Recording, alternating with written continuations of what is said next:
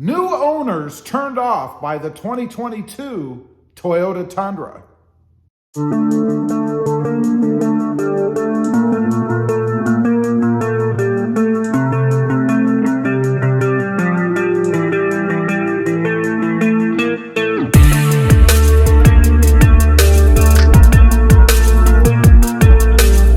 Well, good afternoon, everybody, and welcome back to RamBox FST. You know, I thought I'd do a little bit of research, find out what new owners are saying about the 2022 Toyota Tundra. These are real people that have bought the truck and are expressing some of their disappointment with the truck. It seems that some of these new owners are a bit turned off by the new Tundra. So there are three areas that seem to be common that people are complaining about or are unhappy about. Number one, the fit and finish.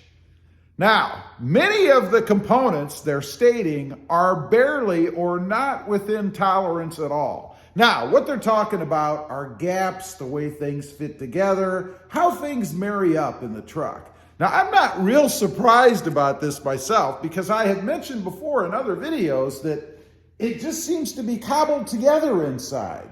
And you know, when you cobble different parts together, things that don't flow organically, they just don't seem to fit right. And it seems a lot of the new owners are experiencing this too. Secondly, window weather stripping is not seated properly. Now, I have an example of this. I've actually experienced this some on my new Tacoma. Right here in the corner, you can see how this weather stripping kind of bows out a little bit. Something that has been bothering me because, of course, it's on the driver's side. Every time I go to get in the truck, I have to see that. Well, apparently, the new Tundra has the same kind of issues. Number three, large gaps between the different sections of the rear bumper. Now, if you've seen the rear bumper, and of course it depends on what trim level you're getting, but there are some mirror panels back there, chrome panels. Apparently, they're not fitting up just right. There are gaps in between those panels and other areas on that rear bumper because, of course, it's not one solid piece. It's like a conglomerate of things put together, much like the cobbled look on the inside of the truck. Number four, misaligned body panels.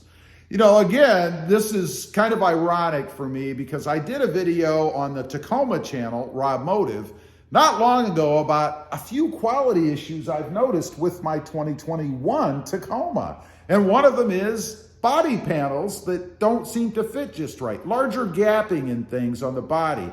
A front little fascia piece that just doesn't fit quite right. Apparently, it's the same way on the new Toyota Tundra. The second category is mechanical or functional problems.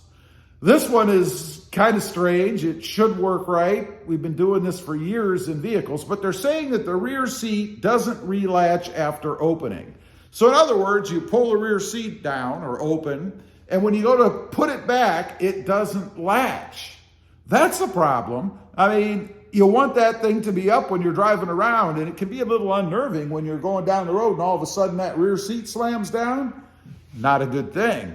Number two, wind noise in the cab from a bad windshield seal. What?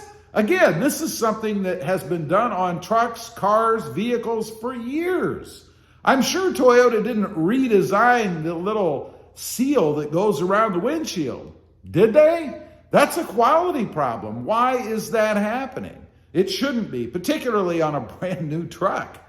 Number three, malfunctioning seatbelt detectors in the back seat. Now, this is interesting because when I drove the 2022 Tundra, we experienced the same thing.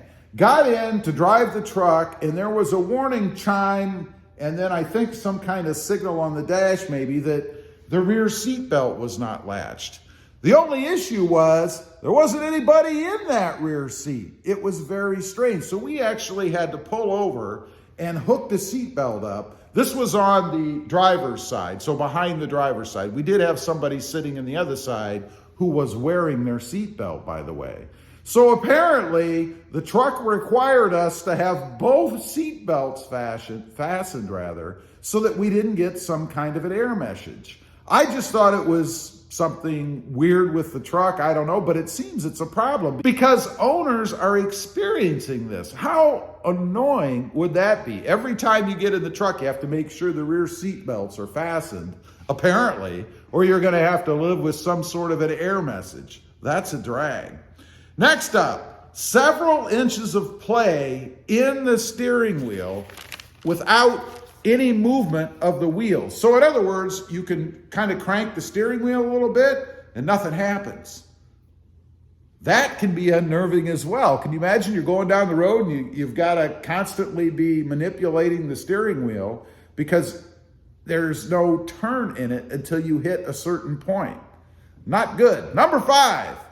The auto braking system on an incline thinks that it's seeing a wall and will activate. What? Now that has to be some sort of a safety issue, I would think. I mean, if you're just driving down the road and you hit an incline and the truck starts to brake because it thinks it's seeing something solid in front of the truck, obviously that is some sort of a sensitivity issue or misalignment with the sensor system. Should be able to be corrected with a software update or repositioning of its eye, if you will. But still not good. A scary thing, I would think. The third category, performance. It's been reported that it feels sluggish or heavy as compared to other trucks. Now, I did notice this myself as well. I'll admit, when I first drove the truck, it felt pretty good. But when I got home and jumped in my V8 Toyota Tundra, I could tell a difference. It felt more powerful, that is the V8, than the new redesigned Tundra did. Number 2 in that category, poor quartering and turn radius. I've heard a lot of people complain about this, seen a lot of people mention that it takes a lot bigger circle to turn that new Tundra around. That's not a good thing, particularly when you're in such a large truck and in parking lots that are very small. That means you got to turn, stop, back up, turn, stop, back up. Who wants to do that? I don't want to do that. Now, the biggest advice that new owners are giving to potential buyers of the new Tundra is don't do it. Wait a couple of years until Toyota has all the bugs worked out. So I sense a little bit of regret there. They're saying don't do it, but they've already got one. It's the way it is. I saw one that said they would probably dump it after a couple of years because they want to get into one that's been corrected.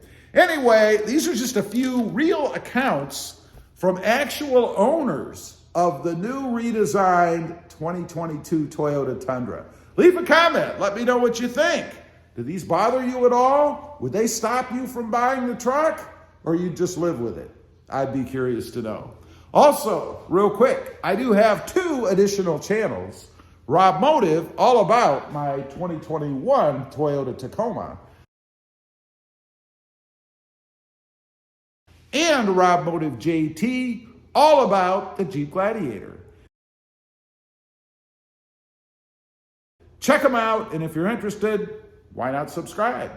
Don't forget to click that notification bell so that you don't miss out on any upcoming videos. And do me a favor, smash that subscribe button on the way out. Thanks for watching. Stay safe out there. Bye.